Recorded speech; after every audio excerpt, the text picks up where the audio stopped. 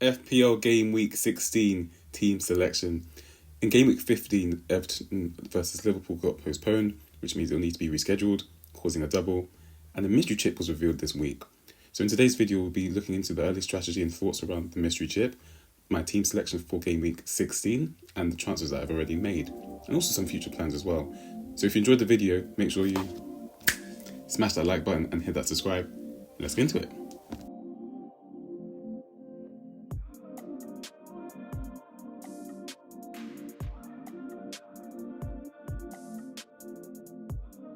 What's up? It's FPL Vert, where arrows go green, and yes, the arrows did go green this week. Yeah. Apart from nailing captaincy, which just tells you how important captaincy is into your decision-making process every week, the entire team didn't do too well. I mean, of course, Palmer went off for 2 goals from the spot, and his assist, his Mesut Ozil assist, of course. Apart from Bruno Fernandes's scoring in a loss against Nottingham Forest and Aït-Nouri's assist in their loss against West Ham, the rest of the team blanked, and Gabriel again was not available. So yeah, the team looking a bit interesting at the moment, but 3 points above the safety score gives us about 48k rise into 291k. So I can confirm that I've already made 2 transfers, so we can look into what those are right now.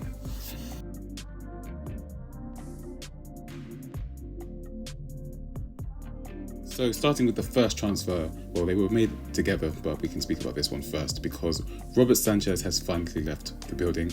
I did say about a week or 2 ago that I did think I made a mistake with him. He did keep a clean sheet at Aston Villa, but honestly, he's a walking hazard. He managed to get 0 points in the win, and he made no saves, and he also now on 4 yellow cards, which means if he gets 1 more yellow card before game week 19, he'll be suspended, which is crazy to think about for someone that's almost a premium, not quite a premium, but he's basically a premium. And yeah, despite Chelsea's fixtures, which is of course why I was attracted to him in the first place, I just don't think his spot is secure in the team with Jorgensen playing well, and 2, I just think he's a bit of a bozo. So we moved into Alisson. Noticed that he was in the Champions League squad for their trip to Girona, and Arne Slot did say that he would play. And then of course we got to see him play and make 5 saves. And given that I think Liverpool's defence is the best, well, I mean it is, I think we're going to go there for now. Into the second transfer, and yes, of course Bruno Fernandes, we've owned him since wildcard game week 12, and he has returned 9 points in his last 2 home games, of course blanking in his other 2 games against Ipswich and Arsenal. But I think after the points and the 1 rise he's given us, which we'll take, it's very appreciated, I think it's time to move him on. I think with the fixtures that are coming up, especially, I mean, Man City away probably not as difficult, but United still don't look that convincing. They played Victoria Pilsen last night and didn't look too good either. And I think the saving that we can get with someone else is a lot more exciting. So we've gone for Enzo Fernandez, brought him in before he rose. Of course, he's now 5 million. And I think the form that he's displaying at the moment, the positions he's taking up, because of course he's lining up alongside Palmer in possession as one of the 2 10s, and he's in form. He's got 6 returns in his last 5 game weeks, and he's returned in the last 5 game weeks as well. And the goal that he took on his weak foot, I mean, I think sometimes when someone's in form, you just jump onto it, and it's a bit exciting. Yeah, and you can't really go wrong with that price as well. And it does enable some future moves as well. So that's what we're going to be going into. So before we get into the team selection for game week 16 with those 2 confirmed transfers as we just mentioned, I thought I would just touch on the mystery chip. So of course, if you already heard about it or you're not interested, you can just skip ahead. Everything has a timestamp on these videos.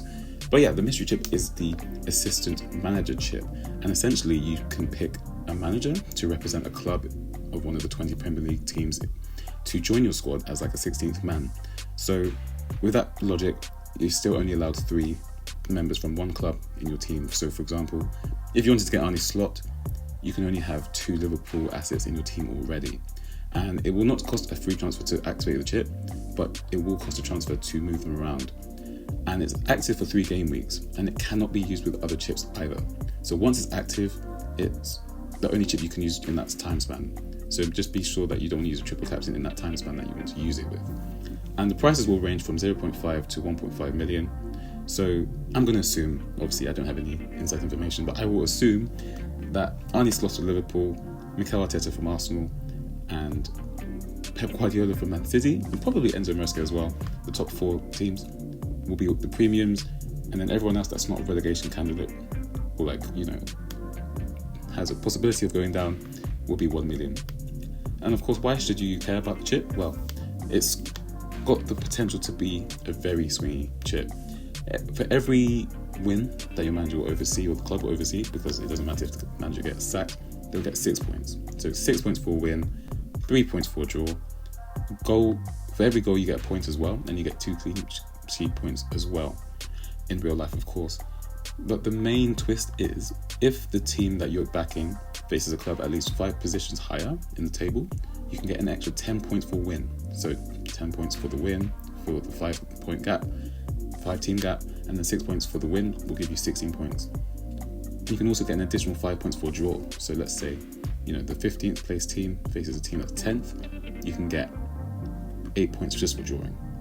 So when you think about what it can give you, if we look at Andoni Areola from game week 8 to game week 10, he would have gotten you 47 points as he faced Arsenal and beat them, faced Aston Villa and drew, faced Man City and won. So he kept a clean sheet as well, and that would have scored 47 points in total. So when you think about an extra 47 points across a 3-game week span, it's definitely worth your while to try and strategize and think the best time to use it.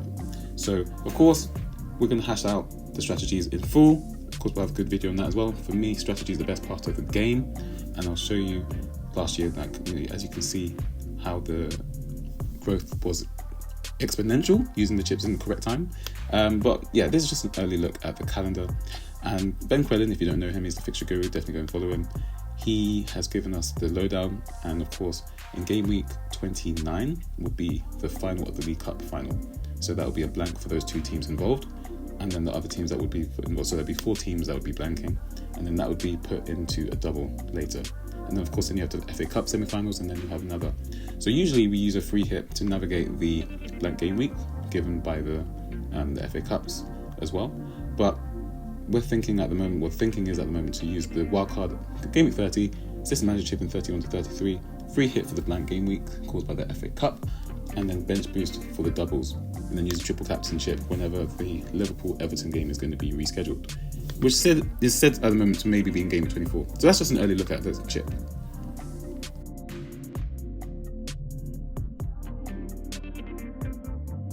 So into the team selection for game week 16, and Alisson Becker gets his first start in our team, looking to build on his return to Liverpool's first team with a clean sheet away at Girona in the Champions League. He made 5 saves in that game, and with an average of 5.8 points per match in FPL, he has more than any goalkeeper this season from his 6 appearances. Liverpool have conceded 11 goals and amassed 7 clean sheets, which are both league-leading tallies. Gabriel Magalhaes is a doubt for the 3rd game week in a row, having missed the previous 2. And if he does play, obviously it would be great, because of course Arsenal have kept clean sheets in their last 2 home matches against Monaco and Manchester United in the Champions League and Premier League respectively, and Everton themselves have scored 2 goals in their last 4 away games. Only Southampton have scored fewer, and it is rumoured that he was struggling with a hamstring injury, so hopefully he plays. If not, we have Digne on the bench, I guess. Wolves returned to a wing-back system against West Ham, with Rayan Aït-Nouri pushing forward, and he found his 6th attacking return of the season, which is the league leader for goal involvements amongst defenders. Ipswich themselves have just scored 2 goals in the last 4 game weeks. Lewis Hall was handed his 10th consecutive league start in game week 15 against Brentford, and he supplied 14 key passes in that time, along with an assist. Newcastle have conceded 8 goals in 7 home matches, so let's hope for some clean sheet points maybe. Bukayo Saka has scored in 3 of his last 4 appearances at Emirates Stadium, netting twice and setting up another in Arsenal's 3-0 comfortable win over Monaco in the Champions League on Wednesday. In fact, 62 of his 103 FPL points have arrived in home matches this season. Prior to game week 15's postponement, Mohamed Salah had scored in 7 successive league matches with 6 double-digit returns in that span. So is he the best captain this week against Fulham? I'm not too sure. Enzo Fernandez is averaging 7.4 points per game over the last 5 game weeks since he came back into the first team, and only Salah has more goal involvements in that time. He also has the third best expected goal involvement figure, which is more than Saka in that span as well. Cole Palmer is level with Salah for 9 goal involvements in home matches this season, and he's also been involved in 75% of Chelsea's goals in home matches in the Premier League. Brentford have conceded twice as many goals in away matches as Fulham, and only the promoted teams have conceded a higher expected goals conceded figure metric in away matches. So Cole Palmer is an easy captain for me this week. Joao Pedro has been running a little quiet with his 1 assist in his last 3, but he did return back-to-back digit returns in between Game Week 11 and Game Week 12 when we first owned him, Game Week 12, and he can return to form in the derby against Crystal Palace this week. Matheus Cunha has 6 goal involvements in the last 6 game weeks, and he leads forwards with 12 key passes and 4 big chances created. Ipswich themselves have conceded the most big chances in away matches this season, so let's hope for some points. And Nicholas Jackson rounds off the Chelsea triple up, and he's been involved in 3 goals in his last 3 starts, and he's returned in 2 of his last 3 home matches. So that's how we're looking for this week. As I mentioned, with the saving downgrading Bruno Fernandes to Enzo Fernandez, we're sitting on 3.8 million in the bank. So the next 2 moves are to get Trent Alexander-Arnold and Alexander Isak into the team. We'll be replacing Cunha for Isak, and we'll be replacing, most likely, Digne for Trent. But I have to keep an eye on price range rises, because if it looks like Trent or Isak's going to rise, I'm going to have to move it a little bit earlier on one of them. Most likely Cunha to Isak in the next week. So that's how we're looking at the moment. Those are the next 2 planned transfers across the next 2-3 game weeks. And yeah, I hope you enjoyed the video. Make sure you leave any questions in the comments. Of course, I'll reply to everything on Twitter, Instagram, and the YouTube comment section as well. And I'll see you next week.